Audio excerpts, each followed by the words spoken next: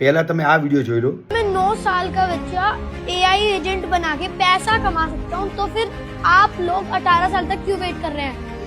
Education system की क्यों wait कर रहे हैं कि एजुकेशन सिस्टम चेंज होएगा? अपना खुद से ही आपको करना होगा। અને હવે તમે આ વિડિયો જોવો। मेरी रैंक 431 है।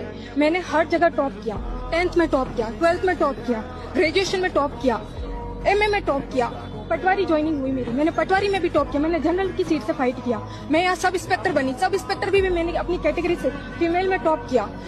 अगर एक टॉपर का आज ये हालात होता है, आज एक टॉपर होने का रिजल्ट ये होता है, तो आप बताइए मेहनत करने वाला बच्चा कहाँ जाएगा? क्या वो आज इस दिन को देखने के लिए मेहनत करता है? वो कॉलेज में टॉप करता है, वो स्कूल में टॉप करता है, किस लिए? ताकि उसका भविष्य अच्छा हो, वो अपने माँ बाप का सपोर्ट बन सके। आज माँ बाप का सपोर्ट बनने की जगह हम तो अपने माँ बाप के लिए एक टेंशन और एक बोझ बन के रह गए। मैं जब 24 की थी, जब मैंने ये परीक्षा दी थी, आज मैं 28 की हो गई हूँ।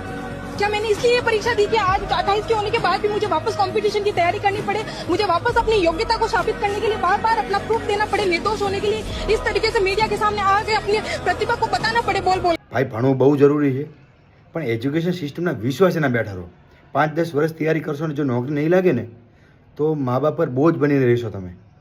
કોઈ કામના નહીં ભાઈ। ભણવાની સાથે સાથે કોઈ સ્કિલ શીખો તો હજારો કરોડ રૂપિયા તમે છાપી શકશો। એડિટિંગ શીખો, ગ્રાફિક્સ શીખો, સેલ્સ શીખો, માર્કેટિંગ શીખો, કન્ટેન્ટ ક્રિએશન શીખો, કેટલી બધી સ્કિલ છે શીખવા માટે। કોઈ એક સ્કિલ શીખી લો ભાઈ, ફ્યુચર બની જશે।